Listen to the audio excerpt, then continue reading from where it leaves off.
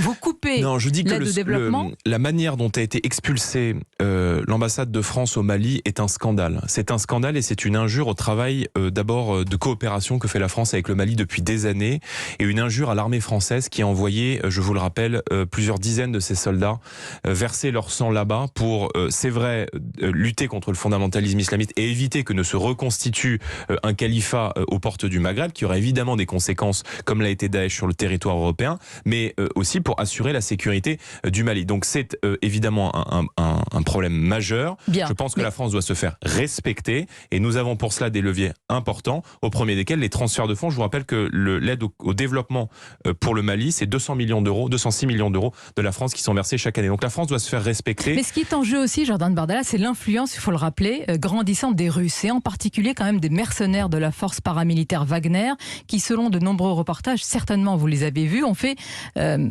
sorte que l'image de la France soit ternie.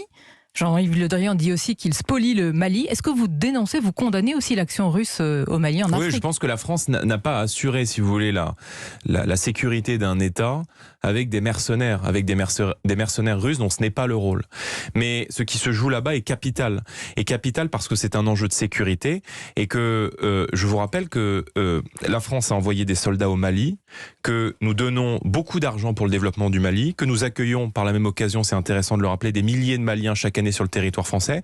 Donc on ne peut pas se faire, si vous voulez, marcher dessus par une junte militaire. Donc il faut engager le débat. Il faut engager le débat.